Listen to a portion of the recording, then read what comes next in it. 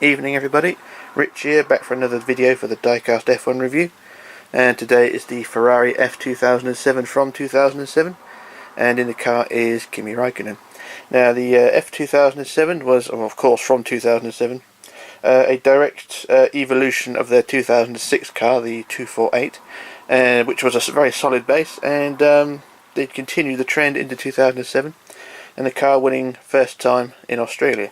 Although they were pretty much the favourites anyway. After kicking Michael Schumacher out, really, and signing Kimi Räikkönen, it was sort of a no-brainer, really. They sort of got rid of one legend and replaced them with an upcoming legend, if you like. Although, in my opinion, that was sort of the wrong thing to do. I think Schumacher could have had another couple of decent seasons and retired happily. But, hey-ho, there we go. The way politics works. But, Kimi winning first time out in Australia, but there would be another sort of half a dozen races before Kimi would win again. McLaren would win the second race of the season with Fernando Alonso, and Felipe Massa would eventually pull his finger out and win two races on the trot. I think it was round 3 and 4 of that season, and then Kimi would eventually sort of claw back along and win a further 5 races that year. So it was 6 wins for Kimi and 3 for Felipe Massa. So it's a total of 9 wins for the car that year. But really, the car, although it was fast and was the eventual Constructors winner, I think McLaren, had they not had all their problems, they would have been the Constructors Championship champions easily. If you count Fernando's and Lewis Hamilton's points tally, they outscore Ferrari. So, with all their problems, they should have been the champions. But the way things went, it was all a bit higgledy-piggledy, and politics of Formula 1 never works, or I never try to understand it. It's all too complicated. But the racing aside, well, aside from the politics, the racing side of 2007 wasn't too bad. There were a few races where things were a bit stale, but never mind. And it was a clean fight, or not a clean fight to a degree, between McLaren and Ferrari. It was only those 4 drivers that won races that year. Reliability wise, the car was about sort of better than most cars that year. There were a few issues when I think it was the European Grand Prix where Kimi was out front leading, and the car broke down on him. I think he was leading, and sort of had an electrical problem that put him out of the race. I think there were a couple of other races where he was in point scoring positions, but the car let him down. But the car was solid enough to be on the podium at every race, so hey ho, it's not a bad record compared to their 2006 car, and a very solid car it was. And eventually Constructors champions, Kimi taking the drivers' championship at the final round. But in my opinion, though, it was sort of like 2010. It was one of those seasons where nobody really deserved the title. Kimi was sort of quick but inconsistent. Lewis Hamilton was also the same, quick but inconsistent, and sort of Fernando was the same really as well. They had their good days, they had their bad days, but when they were bad, they were sort of terrible.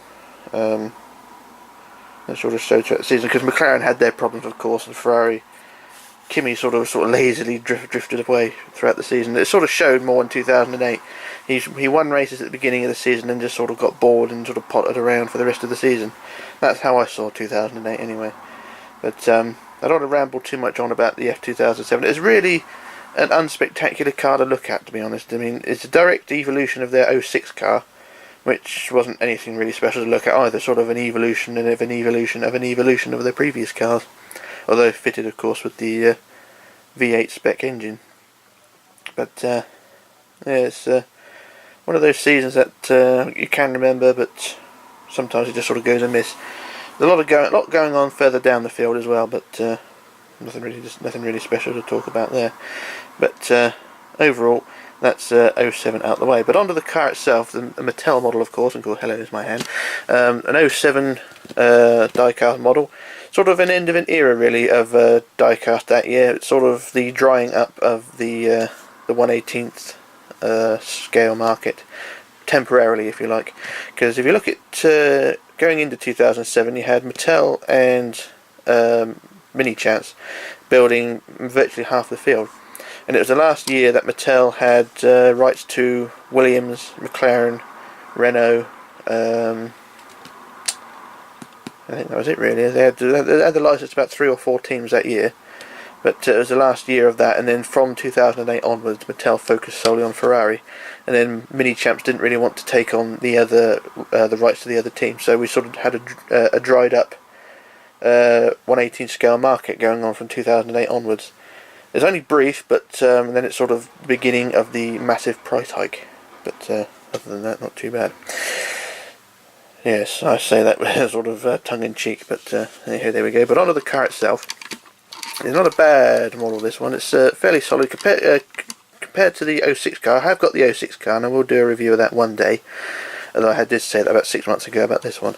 But it's a much more solid car than the previous model. It's more...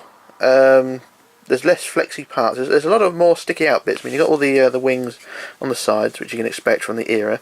But they seem to be a bit more solid than the previous car. But overall, not a perfect or brilliant model, but it's something that Mattel could have done a lot better with, but what you have for the price at the time wasn't too bad. It's I'm looking at that rear wing's a bit wibbly. Yeah, it's a sort of mid-range £40 to £50 model at the time. So it was a 2008 this was released, or at least when I got this it was 2008, early 2008 when I got it. So sort of around £40 to £50 wasn't bad at the time, but it really did signal the beginning of the massive price hike. We'll have a quick look around the car. I can't move the camera too close to the car because it's now on a tripod, so I can't sort of zoom in and focus on everything, so I just have to move the car up and have a zoom around. Now, if you look at the driver's helmet, that is one of the issues with this model. I mean, a lot of people did get a bit shitty about it on the day of release, but the helmet is not brilliant, and it does lack quite a lot of details because of the tobacco advertising rules at the time. I think it didn't help either. But the helmet is there, and you've got the in-cockpit details as well. It's got the very typical Ferrari steering wheel at the time, and dust on the top of the chassis, which really doesn't help. I mean, I've only just taken it out of the box. It shows how much dust is in there. And the usual traditional Ferrari rims, the BBS. Nice bit of detailing on the front wing there. You've got the double plane front wing with the weird upper element. You also got the bit of silver trim on the front, which is a nice touch. Got a silver trim on the side of the front wing as well, the Alice logo there. Around the side, move my thumb out of the way. There's also 2007 was the first year where everyone started to use these god awful wheel rims. You got these black wheel rims there. And 2006 was the first year, I think it was Toyota and Ferrari. Ferrari brought them out originally, and then Toyota copied it. And then from 2007, 8, 9 onwards, everyone had them, and it really did spoil the look of the car. Really don't like those things. I'm glad the FIA banned them. So it's from 2010 onwards, wasn't it? Because a lot of people are having accidents with the wheel nut not going on properly. But a quick look around the details of the rear. Got the twin pylon underneath the rear wing there. Got the diffuser, crash structure there. But not badly detailed. Got the exhaust pipes there. Bit of chrome. Always a bit of chrome. Gotta have a bit of chrome. Got the air vents, or the venting gills on the side pods. Not very detailed. They're just sort of moulded into the model and just painted over red. They could have done a bit more detail, sort of adding a stressed look to it. But win some, you lose some. Already got the details under the rear there. A double winglet there. You've got the chimneys on the side, and overall you also got the funny wing mirrors as well, which don't look too bad, do it? Yeah, overall, it's not, like I said, it's not a massively striking car to look at. I mean, Mattel could have done a lot better with this car. From 2010, I've already done a review of that car. They did allow the barcode on the car, but from 2007, 8, 9, they did not have the barcode, which is a real shame because it's although it's just a couple of dashed lines, white dash barcode, it really does actually fill out the detailing of the car. I mean, you would have had it there and across the rear wing that Etty had as well as on the driver's overalls and the helmet, and it would have filled out the detailing of the car. It would have given it a bit more colour scheme. I mean, it's just plain red, which not striking to look at. Although once detailed up, it does look quite good. I mean, there are decal sheets available where you can type the car up and do a proper job of it. But There's nothing really special. Value wise of this car, it's nothing really special either. It's they don't come on the market very often. I think the eBay market for die-cast models is just starting to dry up. I don't know if anyone else has noticed this, but it's mainly just dealers selling cars now. It's mainly extortionate buy-it-now prices, and it really is starting to let things down. You do get the occasional bidding or very low cheap buy-it-now prices, but I think eBay is sort of running out of steam with die-cast models. This is my view anyway, but yeah, it's the dealers are sort of taking over and ruining everything. But yeah, overall, if you're a Kimi Räikkönen fan or a Ferrari fan, this is definitely a model for you. And I picked this up because I'm a sort of a casual collector, but I'm also a sort of a die-hard collector, really, with all the models I got.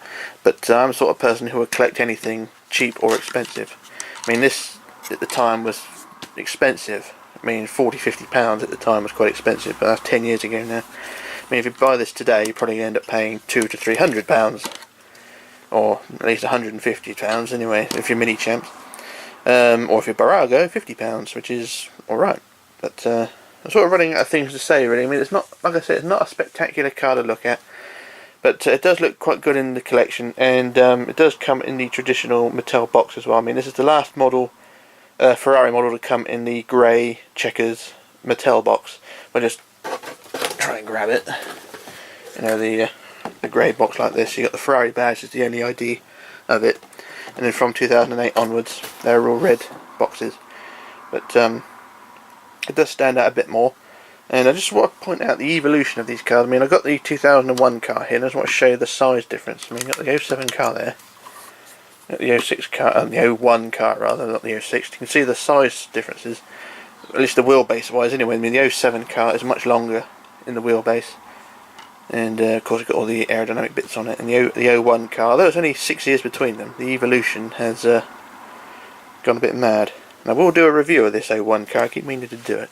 It's sort of a test mule for this sort of comparison thing, because it is a very solid car. You have to throw that at the wall and it won't damage it, probably dent the wall.